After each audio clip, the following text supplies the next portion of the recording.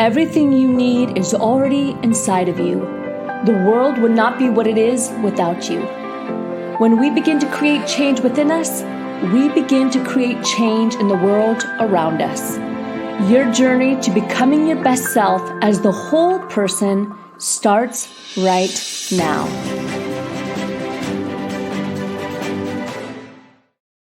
Hello and welcome to our podcast. I'm Lauren Sweeney and I'm your host of the Become Your Best podcast and webinar series. Today we are going to be talking with Noel, and she comes to us with a wealth of leadership, knowledge, emotional intelligence, and navigation. She spent 27 years in the military, and now she works with executives all around the globe, helping them literally become their best. I know you're going to love talking about executive business, personal development, and all the things that we like to talk about here at Rise Up For You. She likes to work with high performers. So I know if you're listening, you're thinking, that's me or that's who I'm becoming, right? And are you tired of being pulled in multiple directions? Maybe zero time left for yourself. I know that burnout is a hot topic that we keep talking about today. She is actually a certified coach as well. And now she's helping people live fulfilling, incredible, empowered lives so they can focus on what really matters and stop feeling out of control, use their time effectively, and spend time for those things that they love. Laura, we're so glad to have you on the show today. Welcome. Oh my goodness. Thank you so much for having me. And I love talking about all those things too. So I'm in the right place with the right company. Exactly. I love it. We have a lot of entrepreneurs on the show, and then we have a lot of executives and leaders, and all of your experience, 27 years. You started when you were probably 2, right? The military back then took 2-year-olds. And all the knowledge that you learned and coming out and building a successful second career, really working with leaders and entrepreneurs to become their best and really pushing them to feel fulfilled and look at what really matters. That's not easy. You know, we talk with a lot of veterans who aren't really able to restart a second career. So thank you for your service. Thank you for actually rising up for yourself, literally, and making something happen to make an impact. Talk with me about maybe all the lessons you've learned and now how you're helping people on their leadership journey. Sure. I thank you so much for your kind words. I'm really grateful for the time that I had serving, and I'm grateful for really coming into this information that I now coach early, toward the final years of my career, because it really helped me define who I wanted to be. Sometimes we can be in a career for so long, and I work with a lot of people who are reinventing themselves, and maybe they don't want to leave their business per se, or maybe they do. Maybe they want to start something of their own, but to change something outside of ourselves, our circumstances, our career path, we have to first shift on the inside and first and foremost define who is it that we want to become, and then actually become him or her before we actually manifest that new situation, that new job, that new opportunity. And so that's what I did, is I really started working on myself and my mindset, and I started carving time out for myself, really, to just think and to be. Sometimes, I know, for me, being that type A overachiever, I was pulled in multiple different directions, rarely had time for myself, because one of our core values too in the Air Force was service before self. But I found that when we carve time out for ourselves first thing in the morning, we can actually serve others even better and have a greater impact. So that's really how my transition took place, was first and foremost starting and carving out that time for myself, learning how to do that, because I wasn't programmed to do that in my mind. I was always go, go, go, go, go. And then I learned how to write the script of me and become her. Wow. Talk with me about, how did you intentionally create that transition from service before self to, oh my goodness, I'm going to burn out. And other executives and leaders are as well. How do you shift that mindset? Yeah, it takes a lot of work, continuous work. Honestly, it's we have programs in our subconscious mind, paradigms, whatever you like to call them, but they're our habitual way of seeing the world, our habitual way of behaving, and those paradigms become a part of us. So I was always very driven and always in that mindset of constantly pushing myself to climb that next mountain and that next mountain. But I just finally reached a point in time where I was climbing all of these mountains and reaching the summit, but Yeah. not enjoying it.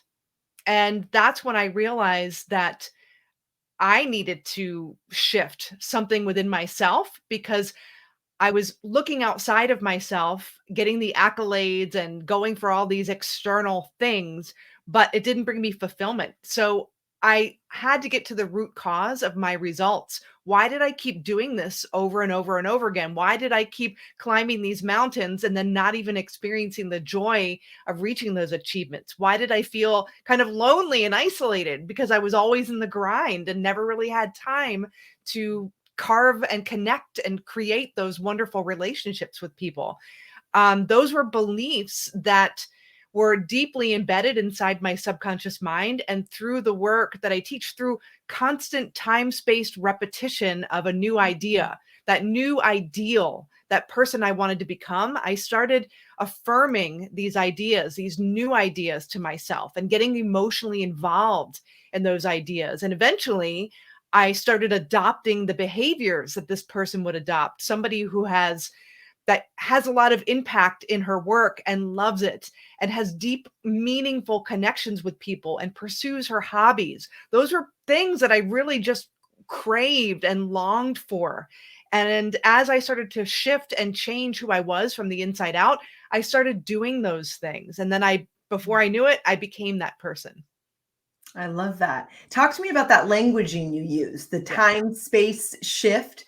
It sounds like a Yes. specific method that you probably use with your clients as well. Talk me Yeah. through that. What if I'm at the beginning of realizing, yes, I need to make those subconscious shifts? What does that look like? Yeah. So first and foremost, I work with clients to get clear on their vision, their goal, not what they think they can have based on what they're currently doing or they've done in the past, but a vision for their life, the whole aspect, every aspect of their life, their personal life, their relationships, how they feel even about themselves and their contribution. So we get clear on that first because when you are changing habits, and you don't have a beautiful vision that you're just so emotionally connected with, it's easy to get derailed, you know? Mhm. So time-spaced repetition is one way of changing a paradigm or an old belief or a habit. The other way is through an emotional impact, which usually is something negative that happens and it shakes you to your core and it gets you to change your belief right there on the spot. So I have a kinder, gentler way of doing it.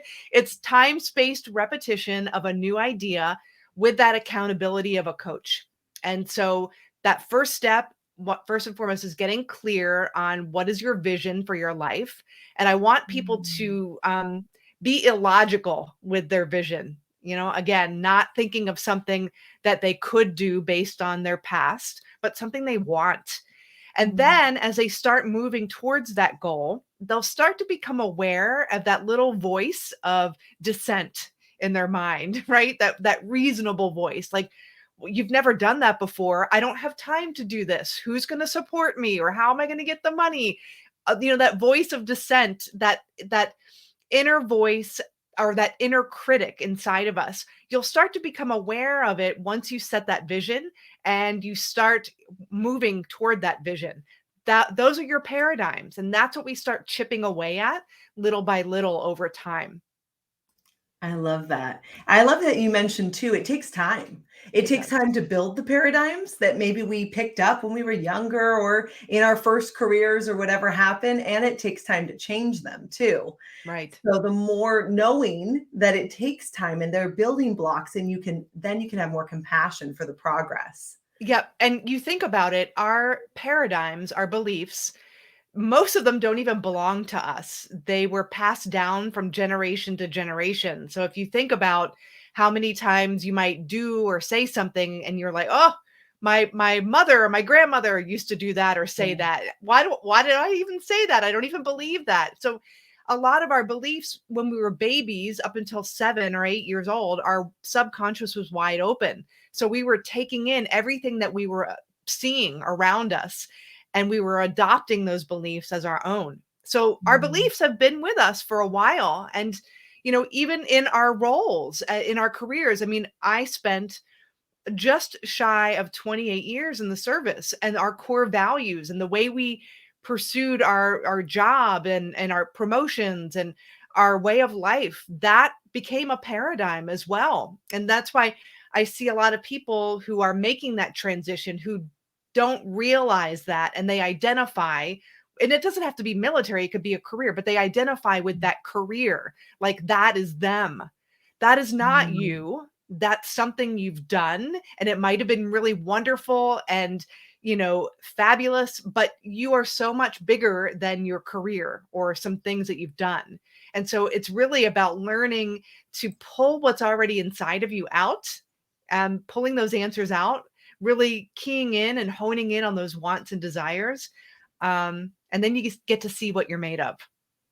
Oh, I love that. Amazing. Because I love that you a few minutes ago you talked about what's your real vision? What do you really want? And not just the surface level one. One of my mentors would say, make a list of 50 reasons why you want something. And by 47, you'll be at the real reason. Oh. How would you help someone who says, well, Laura, how do I know that that is my real vision? Yeah. So again, that takes time too, and it takes practice. So I have people start out and spending at least a couple of weeks to get in the habit of thinking. And mental activity Mhm. does not constitute thinking. Mental activity, we're being driven by our through our five senses, by things happening around us. But I mean really thinking and asking yourself the question, just a simple question: what do I want? Or how can I serve? And quietly sitting for about 15 or 20 minutes every day with a journal, pen and paper in hand, and writing ideas that come to your mind, allowing yourself to Mhm. be playful with it without telling yourself, well, how could I do that? Or I don't have the resources to do that. Just allow yourself to be with those ideas without judging them, and just write them down. And after a couple of weeks of being consistent with this, I like to do this kind of thinking first thing in the morning, before Mhm. you've looked at your email or social media, before you've had the opportunity for any kind of resistant thoughts to appear, first thing in the morning or when you're tired before you go to bed. Do this exercise. And after a couple of weeks, you'll start to see some themes emerge. Um, through what you're writing, and through that Mhm. list you're kind of coming up with a shopping list, so to speak, of wants. And they could be material things, they could be accolades, they could be your legacy, that awesome book you've always wanted to write, whatever it is for you, the car, your home, the kind of relationships, whatever you see yourself in or experiencing, how you want to feel. You just write those things down, and then you dial it down and you pick one or two things that you want most of all right now. That's how you start to define what it is you truly desire and that purpose. And you start, because as you get going, your goals are going to shift and evolve as you're shifting and evolving too. Absolutely. Well, I love the funnel image, right? You start with all these ideas, then you bring it down and narrow it. And when you're really specific, it helps you be able to move forward. It helps you set boundaries, helps you make better decisions as well, right? Oh my gosh, yes. When I was really in the grind, I was doing all of these things like running marathons and doing a triathlon and, getting to the top of my career and running different organizations. And my energy was very diffused. I was spread thin. Mhm. And I had a lot of mini goals, and it looked impressive from the outside looking in, but inside I wasn't fulfilled. I was searching for something. And so now I have a vision with a timeline attached to it. It's much larger. I haven't reached all of that goal yet, Mhm. although some parts of it I have, but I feel, to your point, much more aligned, so that when I'm presented with an opportunity, it might be an incredible opportunity, but if it's not in alignment with that vision, I don't take it on right now. One of my coaches and mentors had said, have a folder in your email or on your computer. It says bucket list. And so whenever somebody sends you something or a course or, I love learning, Mhm. just put it in the bucket list. So you've done something with it. You're not letting it go. It's always there to go back to, but you stay focused on what's really important. Mm, I love that. And then it doesn't mean no forever. It just Right. might mean no for now so that you can really choose on what's important to you. Well, talk with me about how people can connect with you. I know you have your own podcast, really great, Yes. Race Reboot, thinking about the corporate world in a different way. And also your website, stretchintosuccess.com. Talk to me about both of those. Yeah. So Rat Race Reboot was born out of this idea of people being caught up in the grind. And when we pause, we actually are much more effective in our decision making. We're much more impactful in the things that we're doing. And that is counterintuitive to what we're taught. We're taught to be in the rat race, we're taught to value hard work. But hard work oftentimes is the worst way to really progress. It's about taking the pause and leveraging the right things. And you can't do that when you are just being bombarded by competing demands and you don't have clarity. So that's what Rat Race Reboot is all about. So I invite you to join us and listen. And then stretchintosuccess.com. That's another way that you can reach me. You can book a call with me if you want to have a conversation, learn more about some of the services that I offer. And then you can also find me on LinkedIn under Laura Noel. And you can also start a conversation with me there. I would love to connect with you. I love that. We love LinkedIn as well. One of our favorite platforms for sure for professional connections, and you never know where it's going to leave you. True. I love that. So, two really successful careers making an impact. And I also heard when you were talking about how you used to be like a marathoner and then a triathloner. And I can relate to having that type of drive too. And there's nothing wrong with it. I don't want to put my should on myself, Yeah. my former self, and also have some wisdom now that we don't have to do those things and we could choose to do them instead of feeling like, oh, I have to feel good enough. Oh, absolutely. Yeah. It's, the energy is different. I still have that drive and determination, Mhm. but I'm clear on where I'm going and I'm clear on what I want. And I'm not diffusing my energy. I'm focusing on those things that are important to me in my life and having an impact. Yeah, I love that. Well, we love to ask as we bring things to a close, what does rise up for you mean to you? Rise up to me is taking responsibility, full responsibility for your results and creating the circumstances that are in alignment with the results that you want to create. Knowing that there's so much power and wisdom inside of you and harnessing that. That's what that Absolutely. means to me. Yeah, I love that. And as we harness it for ourselves and we grow and we change, then the impact we can have on others is, poignant. Yeah, Yes. makes such a difference. Laura, thank you for being with us today and the impact that you're making. Thank you so much for having me. It's been awesome. Yeah, absolutely. We love talking about leadership, confidence, growing, learning, all these topics and more on the podcast, of course. Well, I want to give you a gift, and that's the gift of public speaking. As you know, our founder and CEO is a two-time TEDx speaker, and we love to talk about having that confidence to take the stage. We are running 2 public speaking cohorts in 2022, and I know you might want to grab a spot. You can check it out on our website, riseupforyou.school/courses/take the stage, or simply text us public speaking to 949-416-0671. And you can see all these details on our Facebook on the webinar version of the Become Your Best podcast and webinar series. I'm Lauren Sweeney. It's been my pleasure to be your host today. We'll see you next time.